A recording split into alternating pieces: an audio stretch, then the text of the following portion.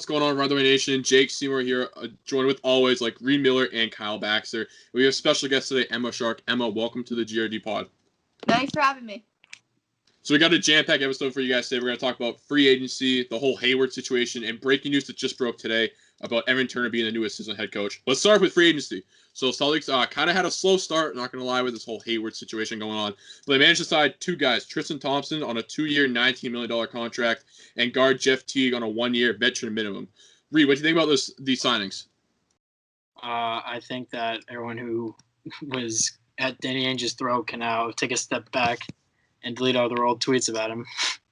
I think that Teague is an immediate upgrade over Brad Wanamaker. You got Tristan Thompson, who's an upgrade over Enes Kanter, who we weren't going to get Miles Turner after Gordon Hayward left. So I think that Thompson may even be an upgrade. Not saying he's an upgrade from Miles Turner, but as far as the need that Thompson filled for the team, that Miles Turner wasn't going to fill that need. So I think it's a win. I think that for the price especially, he's a lot cheaper than Turner. So I'm chalking this up to a win. We can get to the trade exception later, but I think it's an overall win for an offseason. I like the Tristan Thompson signing. I'm not going to lie. I was not expecting that at all. I mean, he's one of those guys where he kind of just came out of nowhere, and this Danny Ainge signed him. I'm not expecting that at all. But hey, I'll take it. 2-year, $19 million. That's it. I mean, looking at his stats, he's 12 points per game and 10 rebounds per game, which is something the Celtics desperately need on the board end. I mean, he's going to be – I would assume those numbers would go up. I mean, 10 rebounds and a team that doesn't really rebound a lot. So Tristan Thompson is going to be a really good rebounder, and welcome to the green team, Tristan. Fair enough. I mean, I think it's weird because having Doug McDermott would have been nice because that was the rumored trade, Miles Turner and Doug McDermott. But getting Tristan Thompson and Jeff Teague is a good, it didn't happen, so we got them. Like, I would rather have Tristan Thompson over Miles Turner anyway. Probably rather have McDermott over Teague, but he's not the 2014, 2015 All-Star Jeff Teague anymore. But it's still nice having a veteran coming off the bench. I mean, it filled two huge positions that we needed. We needed a center and a veteran off the bench. So I think if the Turner McDermott deal that was talked about so much, Celtics fans were easily going to overrate Doug McDermott. I think that was a given. Yeah, he's just a really good three-point shooter, but with Brad's offense, I thought that would be helpful. But I think streaky at best. I mean, what did he shoot? Like 42% last year? It's pretty good. Is that true, or is that just a number you're throwing out there? I know it was in the 40s. I'll pull it up. No, because that's very good. Emma, what do you think about these signings? I love the Tristan Thompson signing for 2 years, $19 million. I think we got him at a solid price. And just like you said, 10 rebounds a game for the past 2 seasons is pretty solid. And I think it's going to be much needed on the Celtics. Yeah, I think so. We haven't had a 10 rebound a game player since KG. I think that's when it was. So it would be nice to have that true center that everyone's been saying we don't have. Well, I mean, that's kind of true. We didn't have a true center. I mean, I can't name, honestly, besides KG and Perk, I don't think I can name like the last true center. Like, like that dominant guy that just grabs boards. I mean, I don't know. I can't really recall any. I mean, you had Al Horford, but I don't really think of him as the true center, like old school kind of guy. And especially later on in the Celtics guy, he kind of started to come out. But I don't know. I'm happy to finally see a guy like Tristan Thompson come out. The one thing I'm a little nervous about is the Kardashian curse. I'm not gonna lie. I don't want the Kardashian curse to happen. But hey, I guess you get what you get, right? Yeah. Worst case scenario, this is another Chris Humphries situation on our hands. Oh, jeez, yeah. Chris Humphries. Anyway, 43.5. He made 2 out of roughly 4. So that's right behind Seth Curry. Like I said, that could have been. Let's maybe go. That could have been a good one. No. I'm sticking to my opinion. Celtics Twitter would have blown up over that. Guys, 43.5% from 3. You know how good that is? I'd rather have Tristan Thompson than Miles Turner. So I think it worked. This is what we did this offseason. Like, we fulfilled needs in just about all areas. Like, yeah, people saying we didn't get a vet wing. Like, there's still time before training camp starts. But we got enough veteran experience off the bench combined with youth and like Nate Smith to keep track with Tatum and Brown's timeline while also being able to compete now. Yeah, definitely some of the just definitely good pickup. That's a great point. I forgot we got Nate Smith. So fuck Doug McDermott. Yeah, we're fine. Chalk it up. Get to the rookies in a little bit. We're going to move on to Jeff Teague, the veteran point guard coming in. Jeff Teague, love him or hate him in those Atlanta Hawks, Isaiah Thomas, Celtics teams. Love him or hate him, he's definitely a veteran guy that the Celtics desperately need. Give you some more depth. Obviously, you guys lost. I'm going to quote Reid here. Bad Wanamaker shot, a.k.a. Brad Wanamaker. Obviously, lost him. Needed to pick up a backup point guard, and he picked up a great one in Jeff Teague. Not going to come out and give you 25 a night, but, hey, you saw it for at least 10 and 5 assists. He's going to be one of those guys that you look at and, he hasn't had a ton of success in the league, but he's definitely had some success. He was on those Hawks teams that were pretty good back in the early 2010s, so definitely happy to see him. And we got him on the veteran minimum. That's awesome. Bring him in. That's the people I was saying that we need, the veteran guys to come in on the vet minimums. I can't be more happy than to have a backup point guard like Jeff Green come in. Yeah, with the rumors of Kemba Walker being slowly but surely worked back into the fold this rapidly approaching season, worst you can get is a player that can at least carry the offense or at least steady the offense while he's out. I think T can do that. I always tried to defend Brad Wanamaker from Reid's, outrageous claims that how bad he is. I always try to kind of defend him a little bit, but Jeff Teague is one of those guys that he can come in and back up Kemba Walker, and sometimes if Kemba Walker is hurt with the knee, he can come in and start, and that's one thing that you're right, Reid, that Wanamaker couldn't do. When you put Wanamaker in that starting spot, it's not going to look good, and that was one thing that you can't defend that. That's just how it is. But Jeff Teague is one of the guys that can come in and do that. No, that's the difference between the two. It's like I never thought Wanamaker was ever just outright bad. Like that's a lie to say he is, but he just tried to do too much for his role, and that just did not serve the team any well this season or last season. Don't worry, for Christmas I got you a Wanamaker jersey being shipped to Bridgewater right now. It'll be burned. Emma, what do you think about the signing? I think that right now the Celtics are on a very difficult platform with experience and old players. So there's a lot of young players, but I thought we needed one more vet, and he's going to fill that role. He's going to be the veteran role. I like it. Definitely went on and got the vet guys that we needed. Kyle, do you like Jeff Teague, or are you still upset with him with those Hawk days?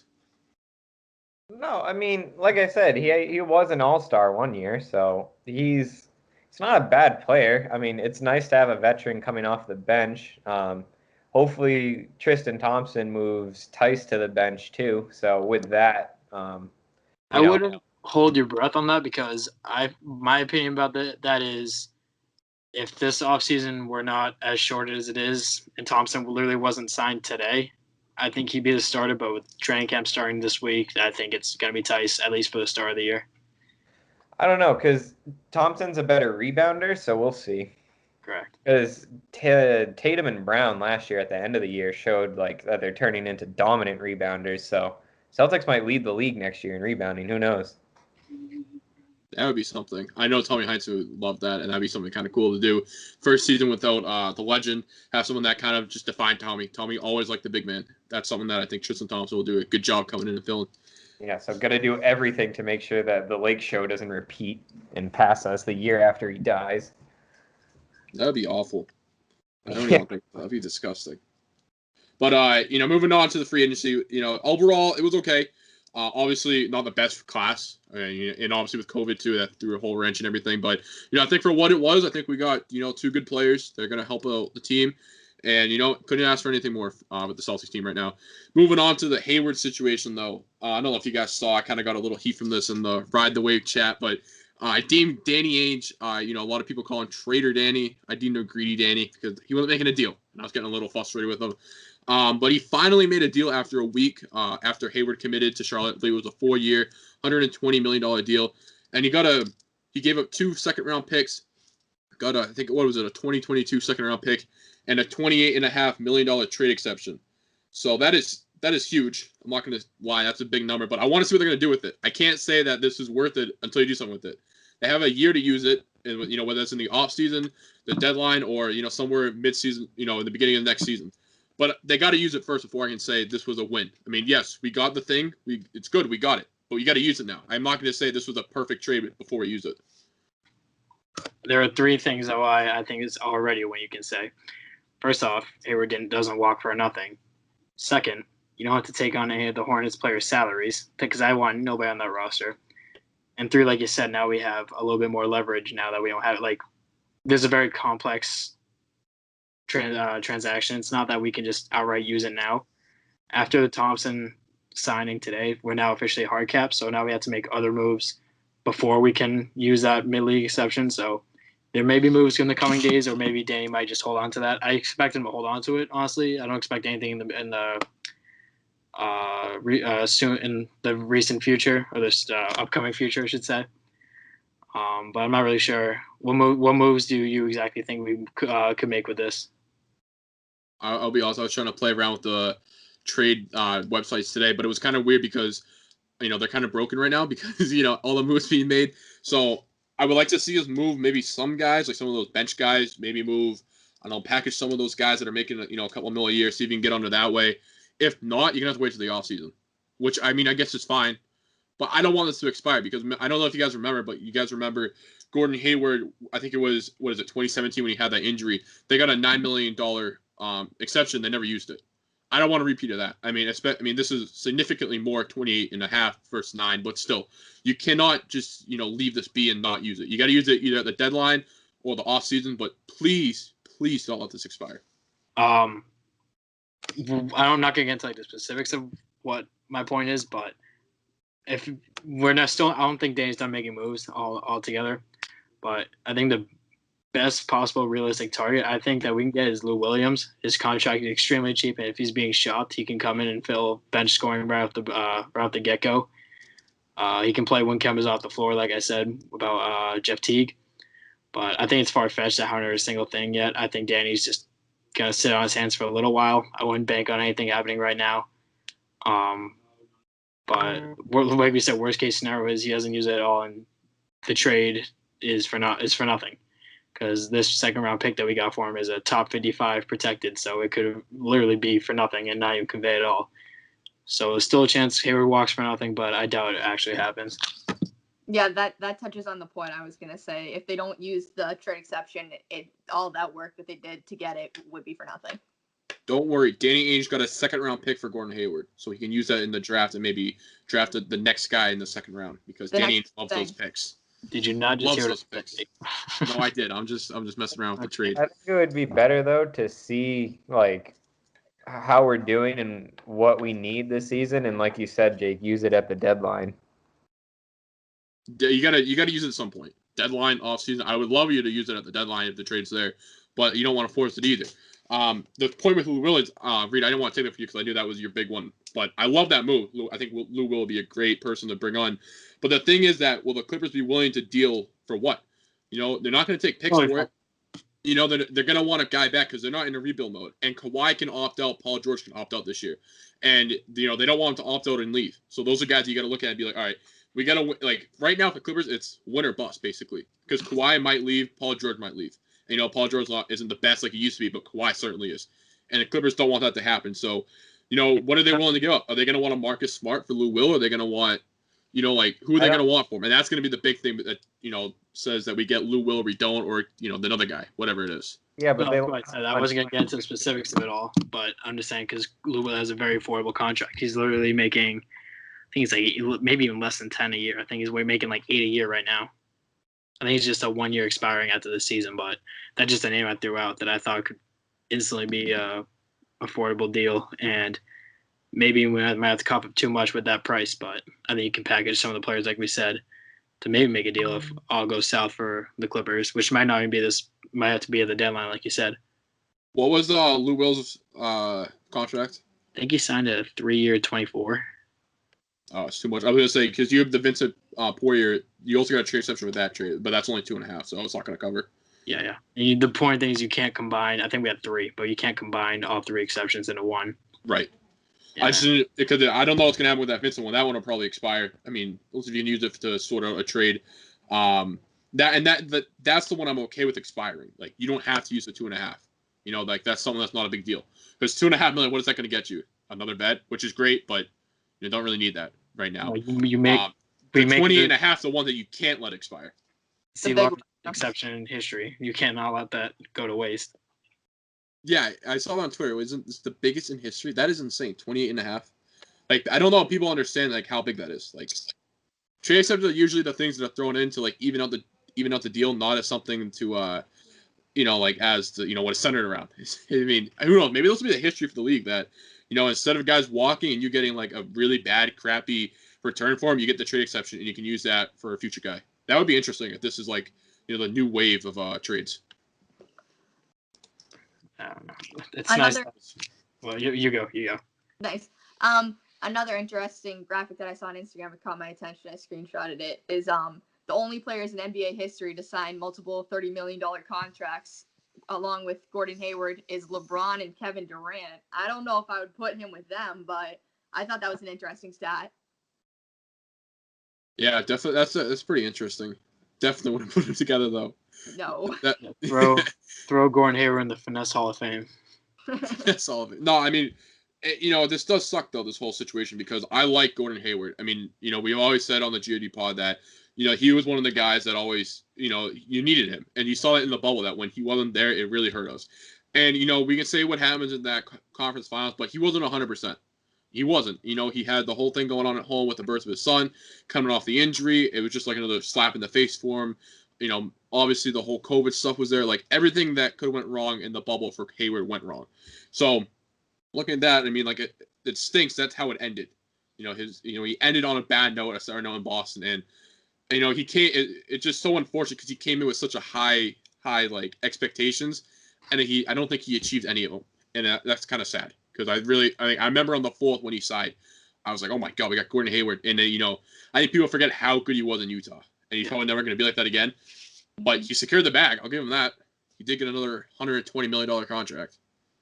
Yeah, that's what I was gonna say. Like I made all this before he officially signed the contract and left. I've been saying Gordon Hayward's extremely important, but I think he's replaceable. There's a difference between being important and being replaceable. Like Jason Tatum and Jaylen Brown, they're important, but they're not replaceable.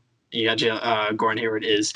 I think we did like the less is more thing that we did even last offseason when all those players left and we brought in a bunch of rookies. Bring in less is more, meaning Gordon Hayward leaves. Now you got a window for Jaylen Brown and Jason Tatum and maybe Marcus Smart to take yet another leap. But I know they said that I saw reports saying that Michael Jordan and the Hornets kind of entered the sweepstakes like the night before when Michael Jordan called Gordon Hayward. You can't imagine saying no to Michael Jordan on the phone. I can't fault the guy for saying no, for not signing elsewhere. Michael Jordan calls saying, I want to give you $120 million. Of course you're going to say yes. He is the GOAT of worst GMs. The GOAT on the court and the worst GM. I mean, like, how do you offer Gordon Hayward $120 for 4 years? I think that's his gambling problem. Yeah. I would. You know what? That is a very good take. I did not think of that. That's a very good take. That has to be it. Because that is an absurd amount of contract. No, you give Cody Zeller $15 a year, think he's going to pan out. He's not. You give Terry Rozier $19 a year, think he's going to pan out. He's not. You give Nick Batum like $27 a year, I think it was, and he doesn't pan out. That has to be it. I don't know why he like. And you know what's so ironic about that is that he's given out these huge contracts left and right, and he made like 25 in his playing days. Like that's what makes this whole thing so ironic. Is that he's handing out these contracts left and right, and he didn't make any money in the league basically. I mean, he made it from merchandise, but nothing from the Bulls. But one thing I want to touch on Hayward too, and I kind of just thought it's on the spot. I apologize, I didn't put it in the chain, but how does this whole Hayward situation, obviously, two going back, Horford and Kyrie, how does this affect the future free agency market in Boston? Are guys gonna want to come here? And I even go back to the Isaiah Thomas Kyrie trade back in 2017, I think. That was a guy that gave everything to Boston, and Danny Ainge just turned around and just traded him. And don't get me wrong, it was a great business decision, right? You traded Isaiah Thomas, who you weren't going to win with, and you sent him off, and you got a guy that you possibly could win with.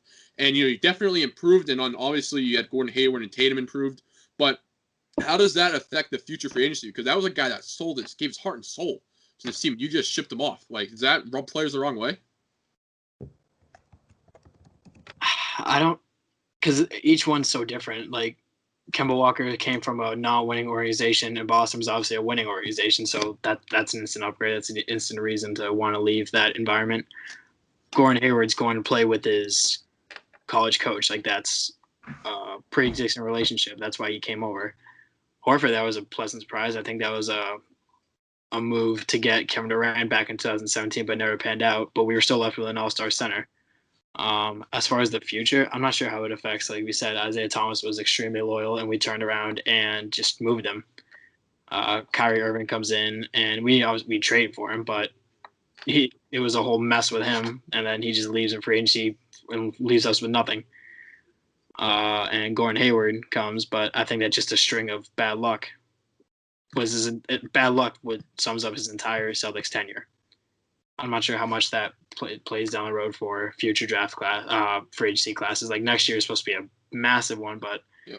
I don't know if we're even a player in next year's free agency with the amount of cap that we don't have to spend. On that note, I was want to add, we're going to be a player because of the sign and trade. Whether we use it at the deadline, then we'll be out. But if we sold that trade exception from Hayward, we'll be a sign and trade option. Definitely will be. No, you can't. It has to be used in a trade. It can't be used to sign a player. Right, but you can do it. Can't you do a sign and trade? So like, let's say I don't know. Take Kawhi for example. Kawhi could be a free agent. Let's say he opts out, re-signs with the Clippers. Can't you use that? Yeah, you can use that trade exception. I'm sure there's technicalities, but I'm gonna go ahead and say yes. I don't see why you couldn't. Right, so you can do that, I believe. So that's something where we could be a big player in that offseason. That's why I'm saying I can't grade this until I see what happens with the exception. But that's trade back for Gordon Hayward. trade back for Gordon Hayward, yeah. But I mean, my whole take with this future free agency thing is that, say what you want about Isaiah Thomas. He was the guy that gave his heart and soul to the team, and we kind of shipped him off, right? But, that trade wasn't centered around Isaiah Thomas. I mean, people want to say it was, but it wasn't. It was centered around those Brooklyn picks. That's what the trade was about because, the Cavaliers knew they already won. LeBron didn't want to say he was shipping off, and, they were trying to kind of get ahead of the rebuild curve, I feel like. So, by getting that Brooklyn pick, they were able to pick up Colin Sexton. Say what you want about him, but regardless, it kind of, I guess you could say, improved it a little bit. But then a guy like Al Horford, who came in here, right? Like you said, pleasant surprise, comes in here, set a mentality and a culture in Boston. Was a guy that came in and lived and breathed Boston and was really like the heart and soul of the team. Kind of like, they always used to joke around saying like he was like the dad of the team, right? And he was a guy that said he always loved Boston, wanted to finish his career in Boston. And what happened? He goes to Philadelphia and won't say a word about Boston. His like that has to rub you the wrong way. He hasn't said a word about Boston since he left. His sister does all the talking for him. That was. Did you see the tweets his sister sent? I see them all. Reid. Did anyone else see them? No, I didn't. I don't really follow his sister. Trashed Philly, like real bad. Well, openly. Yeah, she openly talks about how she misses Boston. And you don't hear anything from Al. So what my thing with Al is that so the sister likes Boston, but that's different than what Al wants, right? So if Al came to Boston, came here, right? Lived, breathed Boston culture, set the mentality, right?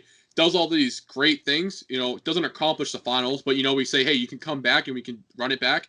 And he says, no, I'm going to Philly. I think it was. So what happened? Inside job. I think it was an inside job. He comes into Philly, takes a massive bag, and blows it up from the inside. Come on. Respect. And Danny, we trust. I mean, I'm honestly though, like, I want to know what happened there with Al Horford because that whole situation happened incredibly quick.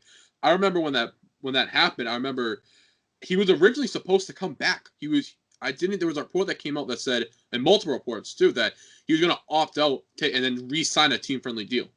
And he opted out, and then I think, like, after he opted out, like, 12 hours later or something, it was like, oh, he's in talks with Philly. And we were like, what? Philly? And then all of a sudden he signed that $110 million contract with Philly. I'm like, how did they even get that cap room? Because nobody thought Philly could sign anyone. And they turned around, they signed it was Al Horford and Tobias Harris. Like 110 and they re-signed Harris. And let Jimmy walk. That was the year that Simmons' big extension kicked in too, so they were way over the cap. But they got back under it, I think, with the Horford and Josh Richardson deal. So good job for Daryl Morey on his first draft night, getting him back under the cap space and sort of righting the ship. I mean, I don't know what happened there. Maybe it's as simple as money speaks, and he got a huge contract that he didn't think he could get, and you know what, you got to take it, right? But I don't know. I just feel like they just rubbed me the wrong way about how it all happened because it happened so quickly. And obviously, now you have a guy like Hayward who, same thing. And then not to mention too, this guy is a whole different level. But bring a guy like Terry Rozier who went on national talk shows and trashed the Celtics. I mean, he's a whole different guy. Not even on any of those three guys' levels, but still, he's the guy that came out and trashed us on national TV. I think it was First Take he came on, and I think Stephen A. Smith said to him like, "Oh, you gonna come back?" And he's like, "No, I think I'm gonna have to." Yeah, have he to asked. leave No, he like asked that. It was like, if this team runs it back as is he staying? And he said, "No, you gotta go." And then Danny shipped him off. But I mean, still, like, that's a guy. He's not on the same level as the other three, but he trashed us on national TV. That's something that you can't take lightly. So then again, he's another bag getter by Michael Jordan. Yes, he is. I think we should have thrown Michael Jordan in the trade for Hayward. Michael Jordan could have came. The 15th man. He can't be worse than Brad Wanamaker. Can't be worse than Carson Edwards. Come on. No, but I don't know. Just kind of weird. Going back to that trade exception, though, there are a couple of guys we could target with this. I think there's two big names. One of them is more realistic than the other. So you guys want to start with the more realistic one or the unrealistic one that is just like someone you can dream about tonight when we're sleeping? Unrealistic. If you say Nikola Jokic. No. I swear to God. I don't. He's not even on the list. I got two guys right here. One of them is I could definitely see happening. This one, no way. If this trade I'm about to say happens, and it's not specific or anything, it's just like the big guy. If this happens, I will never say anything bad about Danny Ainge again, and you won't even the term greedy Danny or Porter Danny, whatever you want to say, will never be spoken across my lips again. I will call him Trader Danny for the rest of my career in this. But anyways, the first trade. What about Giannis? Giannis is obviously in Milwaukee. There's a huge thing with Giannis going on right now. Is there a way that you can do a sign-in trade with Giannis in Milwaukee? If he really wants out of Milwaukee, does that happen? I heard the radio today. It's not that far-fetched. It's far-fetched. Don't get me wrong, right? But it could happen. I know I heard on the radio, I think 98.5, they were saying, like, there was talks, Giannis was talking to different guys in the league. One of them was obviously Luka because of that European connection. But he also talked to Tatum, I guess, supposedly. And also I didn't even know this, but there's a deep Greek demographic in Boston. And obviously with him being from Greece, that could be something that, I don't know, helps with that. Maybe if that's what he wants. So, I mean, it's not far-fetched, but it's also very far-fetched. I want to hear you guys' thoughts on that. If that's true, I'm giving up everybody not named Jason Tatum or Jaylen Brown. Take them all. Take Brad Stevens. Take the Red Auerbach signature at half court. Okay, that's a little too. Pull down half the banners. I don't care. I'll give him away 16 banners for Giannis. I would love to see Giannis here. They could build the whole team about him. I agree. Everybody but Jaylen Brown and Jason Tatum. I don't know about get rid of them, but those three could really be built around. I think Browns, if Giannis is available, I think the only guy not touchable is Tatum. Everyone else is touchable. Brown's good, don't get me wrong. I like Brown. But, I mean, if you can get a guy like Giannis, and you got to give him a Brown, you got to do it. Come on. Brown, I'm not the one making the decision. Say what you want to do about Brown. Brown's a great guy, great player, does all these great things, but he'll never be a Giannis Antetokounmpo. Never. Giannis Antetokounmpo is a once-in-a-generational player. No, save that quote right there. Save it? Oh, I'll come back to that. I don't know how much you want to blow up the team when you're a couple pieces away from a championship, but exactly. Yeah, but you can get a literal superstar. We have Tatum. What? Eating on the show? Come on. We have Tatum. Tatum's going to be a superstar, so you're just going to hold out hope for Tatum. I mean, not a bad option. The second option? Give him a couple of years. He'll be an MVP candidate, guaranteed. I'll give you that. I mean, I don't know, though. Hopefully, fingers crossed. Right? Jaylen Brown short. So, I don't know. That Giannis is kind of one that I'm going to think about tonight when I'm closing my eyes and think about Giannis in the Celtics uniform and think of happy thoughts. But one of them that's a little more realistic. Saying, come back to reality, Jake. Yeah, drag me back in, please. Snap me back. But the one that's more realistic is Bradley Beal. He's a St. Louis kid. Obviously, Jason Tatum loves St. Louis, right? I said in the story that I wasn't a big fan of Bradley Beal, but the more I thought about it, and the more I don't know how he would fit in the system, because I think if you get him, he's going to want to start. Obviously, you wouldn't come off the bench. Would your starting lineup look like Kemba, Beal, Brown at the 3, Tatum at the 4, and then I don't know, Tristan at the 5, or however that whole thing works out. What happens there?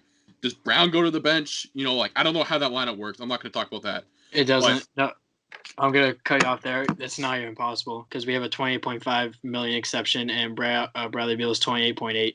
Yeah, but you can't add the salaries. Yes, but you could throw a player. to make it work. Well, yeah. But that's what I'm saying. I'm just saying, like, hypothetically, you could use the trade exception plus some other pieces to do it. Like, for example, I don't think the trade exception plus Giannis would work, but you could do the trade exception plus X, Y, and Z for Giannis. Whatever. I'm not talking about specific. I'm talking about guys that I think would could come here, unrealistically or realistically. But back to Beal though, he's a St. Louis kid. We all know Tatum loves his roots from St. Louis. Always every time you see him in a picture, I feel like he's either wearing, a Celtics hat or the St. Louis Cardinals hat because it has the St. Louis, S and the T and the L, I think, on it. So, obviously, loves St. Louis, so it can help retain Tatum, and they're already friends a little bit because they have the same roots. So, I mean, if you can get Bradley Beal and it's going to help retain Tatum, why not do it? Because that's a guy that, he's going to be good, and Washington might be looking to blow this thing up because if they have another poor year, I mean, Beal's getting old, John Wall's coming off of, those horrible injuries. Why not blow it up and, maybe get some picks and, whatever player comes in with it and you get a trade exception that you can use to trade for someone or do a sign and trade, like whatever. Why not do that? But that's one that I feel like is more realistic. I'm going to let someone else go because I don't know how I feel about that. I would not want that. Jesus. Plus, Washington's not going to give him up unless we give him, everything. I think he's the prime example of good stats on bad team. Like, there's a whole other side of the ball that Bradley Beal is statistically the worst, one among the worst in the league at defense. I'm also worried, too, that that's what Tristan Thompson's going to be because he's been playing on the Cavs for so many years now that it's like, is he just scoring on a bad team? Because someone has to score on a bad team. So was that Tristan or? Yeah, but he was in the finals. I mean, I'll take a look at his stats, but I don't think he had a bad finals run. I mean, nothing I can think of. I don't remember looking at that and saying, "Oh my gosh, Tristan Thompson was horrific." He was very good in that series.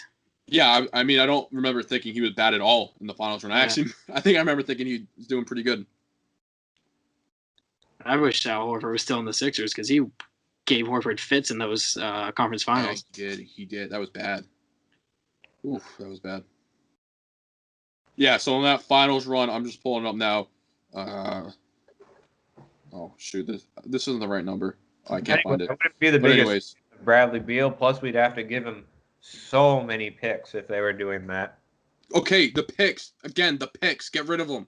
Why are we holding on to picks? Get rid of them. If you can get a guy like Bradley Beal, trade him. Bye. Don't need more rookies. Bradley Beal. We have Kemba. Yeah, but picks. And if you need to give up Kemba and keep the exception, by all means do it. Because Kemba's knee. Who knows what's going on with that? I love you. I'm literally wearing Kemba's jersey. I like Kemba. But if his knee's going to be really bad, move him. Because we can't have another point guard who has injuries.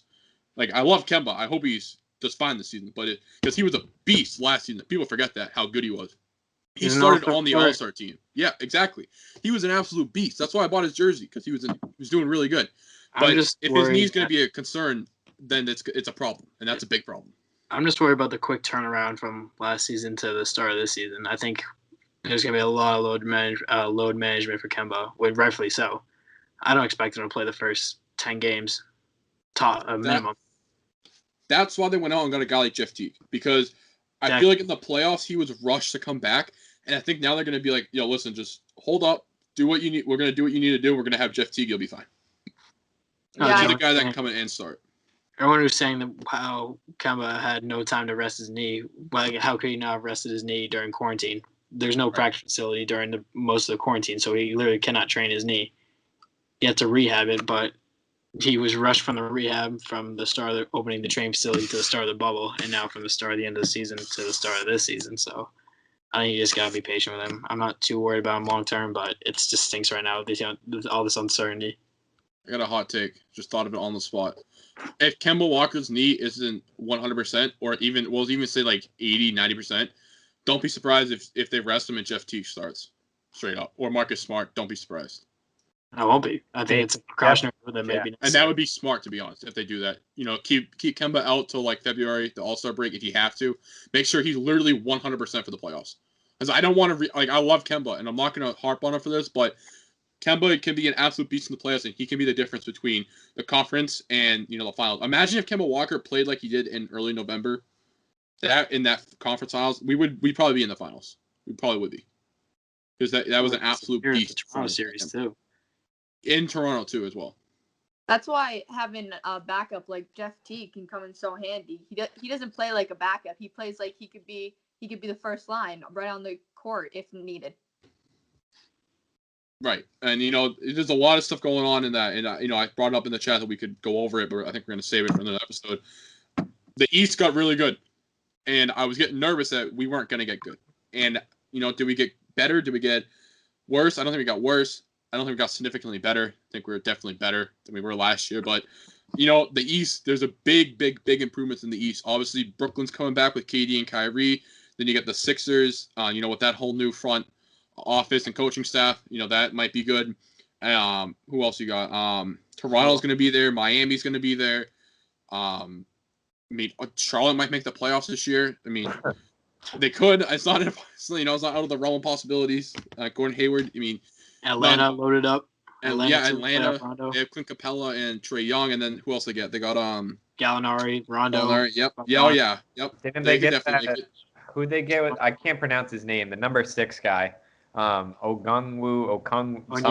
I don't know. I'm not high on that guy, but he could be something. He has to add a jump shot. Well, maybe that's who we're gonna. Maybe that's someone we would go for then. I don't know how much Clint's making, but 22, because I looked it up when Houston sent him out. Yeah, because I really want to. They're really getting deep at center right now. So they got Clint, John Collins, who's not really a center, but then they got this new guy. So maybe we'll trade for Clint. Who knows? I just Googled real quick too. Go back on the free agents for next year. 2020 NBA free agents. Obviously, you got LeBron, AD, Giannis, and Paul George. Those guys aren't. Giannis could go somewhere, but Paul George, AD, LeBron, and Kawhi definitely not. Who else you got? Victor Oladipo, if you wanted him. I don't know. Drew Holiday, yeah. Let's see who else. Donovan Mitchell, he's not going anywhere. He just resigned. I would have liked. Oh, maybe this list is old. What about Blake Griffin? If you got him on the vet min, would it be too bad? Like the minimum. Don't pay him a lot. Okay, GRD. I wouldn't mind a Blake Griffin on the minimum. I'm okay. I'm good. On a veteran minimum? Where are those games? Yes, the veteran minimum. Not signed for a veteran minimum. Might. For a veteran minimum, yes, but you still got anything more than the veteran. You gotta pay him at least 15 to 20. He's not gonna take anything less. Veteran minimum is not possible, but all I'll say is the best ability is availability, and he has not been available for years now. Yeah, I don't know. Blake Griffin is wasting his career in Detroit. So if he wants to win one more time, he'll come to Boston. No, his calling. He was traded. Yeah, but he kind of forced way out of LA, didn't he? If I remember correctly. Yeah, I'm sure he didn't say get me to Detroit now. Yeah, but I don't know. I don't think he said I want to stay in LA either. Yeah. Or in the Clippers. But I don't know. Definitely some interesting stuff going on with this whole offseason. But it got even interesting more. No, it got more interesting today with Evan Turner. I actually saw the news. It's pretty funny in the GRD Pod group chat. Reid, you texted us. You were like, "Hey, you just got Evan Turner." And in my head, I thought, "Oh, as a player, that's unique." And then you wrote as an assistant coach, and I was like, I remember I was making the breaking news post, and I literally saved the picture and said it in the chat. I'm like, "This Evan Turner as an assistant coach," and you're like, "Yes, that Evan Turner." I was kind of floored that he would basically retire on the spot. I thought he was in Portland. You said he was in Minnesota. News to me, I guess. But he came in and he's going to replace Carl Lawson, who's obviously a great coach, and it's going to be big shoes to fill, especially for a guy that doesn't have much coaching experience. But he is a 10-year NBA vet, former Celtic. I liked him as a Celtics player. Obviously we couldn't pay him the ton of money he wanted, but he's a 10-year vet. Again, load up on these vet guys. Obviously Evan Turner can't play. He's a coach, right? But he knows his way around the league. He can relate to guys like Tatum, Brown, Smart, Kemba, all those guys, relate to them. And he's respected by those guys because that's a guy that came in, did his time in the league, and, he's a good player. And he's, was a good guy. I think he was really good on those Philadelphia teams back in the day. So, that definitely a guy you got to keep your eye out on the coaching staff. Definitely can make a change there. Yeah, I do like the move. They say he's gonna focus on player development, but I think he's perfect for the Celtics. He's played under Brad Stevens. He is a player who in 2015-16 that Isaiah Thomas, Jake Crowder, Avery Bradley team kind of bought into that system, and he can really be a spokesperson to some of these younger guys, to even Tatum Brown, to buy into Brad's system now. Because once that happens, I think this team's rolling. So he's a guy who's been a teammate of Marcus Smart and Jaylen Brown in addition to that. So you got that relationship, and you got his relationship with Brad Stevens, and now he's, you want to call him like an assistant coach or like an authority figure or like a voice in the locker room focusing on player development.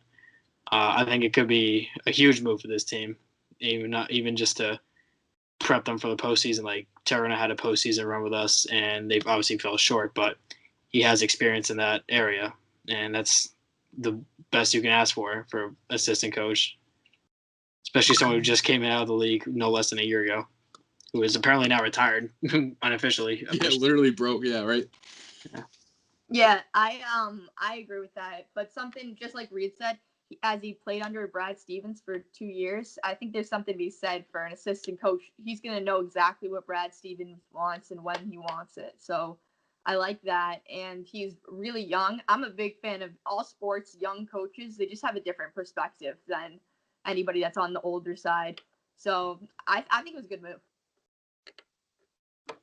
Yeah, I mean, he'll probably be the head coach when we finally fire Brad, so that'll be nice. You guys remember that take Kyle had back on episode 3 of this podcast? What was that take? Kyle was like, if Brad Stevens will never have a doesn't championship under Brad Stevens ever. That's what it was, and he was like, I'm he should be for fired. one right now. First year, no title. Boom. I mean, technically, it's been what, 7? 7 years, yeah. 7 for 7, then. 7 years. I was 7 for 7, but when they go on and they win 7 straight, that's gonna be a pretty bad take. Jake, Kyle still thinks Carmelo Anthony's on the Thunder. Oh my! His opinion doesn't matter. That was a throwback. Put the sandwich down wherever that is. We're talking. It's a chocolate bar. Yeah. And has to enjoy his chocolate. Come on. He worked all day. He's trying to enjoy himself. That's right. Reid says Carmelo. Would you guys want Carmelo? I don't think he's signed to a team yet. So. He's signed to. He's back in Portland. Oh, gross. And the answer is no, by the way. Yeah, I'm not a big Carmelo guy, but no, I like Evan Turner. I mean, obviously it's a big shoe to fill with Carl Lawson. She was a great coach, and obviously she got the better gig, I guess you could say, for Duke women's basketball. It's a head coach, so it's definitely a spot you had to replace. And I think Evan Turner was one of those guys you didn't see coming, but definitely did it. And I want to know too, like going back to that point that you didn't see it coming.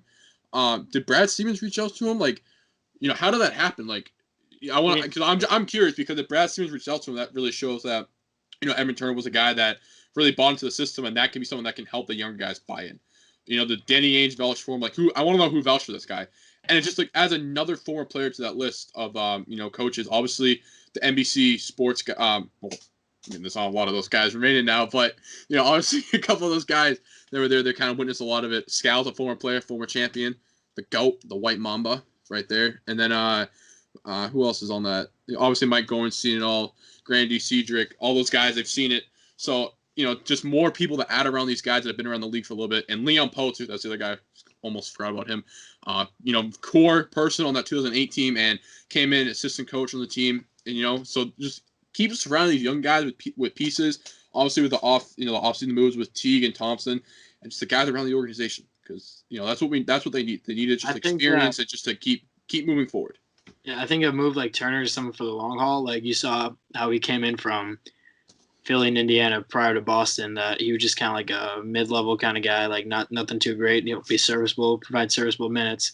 He left, but his play style in Boston is what earned him a 4-year, $64 million from Portland. And he left, and he never played up to those expectations. But he's someone, how did he get that? He bought into Brad's system, and the best he can do is to force upon these guys to buy into the system for a larger goal. He wasn't able to achieve a larger goal when he was in Boston himself, but this team in 2020, 2021 is much more talented than teams in 2015-16. Yeah, imagine. I remember that he came into Boston, I think, on the $11 million contract. I think it was 2 years for $11 million, I think, total. And then he signed a 4-year for like 22 or something like that. 64, yeah, 464, I remember. Which is that's insane. That's like crazy money. But obviously a good pickup for the Celtics. Evan Turner, great guy, great player. I'm curious to see how he's going to be as an assistant coach. And I guess Kyle thinks he's going to be the next Celtics head coach. No, I don't know who's going to be the next head coach, but GRD. It's going to be GRD is making his comeback. Well, no, to he's the going to work NBA. for NBCS Boston because Kyle Reaper just moved to SAC, so. Yeah, they got a lot of job openings. We should all apply there. Yeah. Right. RTW times NBC Sports Boston. We already worked with NBC Golf, so hey, make it happen. We did. We already have the connection. Look at that. We'd be a perfect match. Yeah. GRD Podcast and the Celtics Talk Podcast. All mixed in one. Hey. It's a nice big podcast. Anything beats Scal. That's all I got to say. Scal can come on. I'd love to have Scal on this podcast. You kidding me? Scal's a great guy. He has a play-by-play. He's a Big Three champion. He's an NBA champion. He's a White Mamba. That title was earned to it. That was not given. The White Mamba was earned. Yeah. If he comes on, I'll ask him. No, I won't Ask go him what? there. No, I won't go there. Oh, sorry. Final words, guys. You guys want to end with the final word? The season's starting up soon. I'm a little nervous about this quick turnaround, but my biggest fear is that we're all fatigued from that playoff run this past season.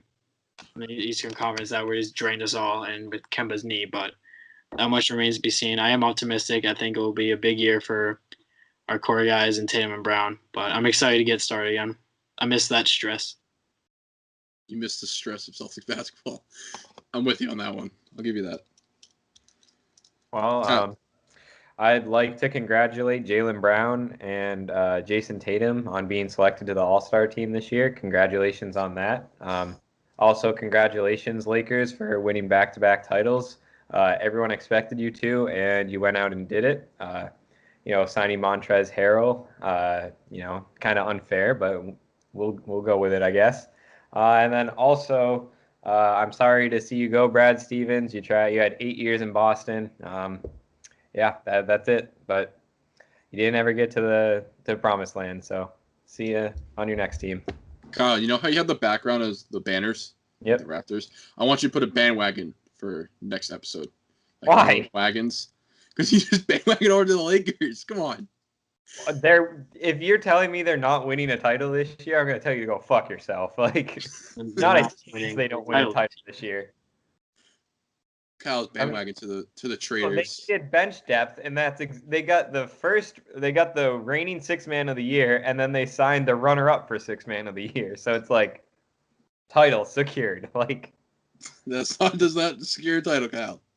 No, I guarantee it. Title. Apples, man. Clip it. Emma, final words? Tristan Thompson, keep an eye out for him. I think he's going to do big things. He's going to work well with Jaylen Brown and Jason Tatum. My final words right here. Hayward situation. Danny made the move. So I guess, I'm still going to call him Greedy Danny until he does something with that exception. But, hey, he did something. I'm happy. I'm curious to see what it's going to be, whether it's a guy like Giannis, Beal, or whatever free agent or package he gets for it. Evan Turner, assistant coach. Very happy to see that former guy coming in.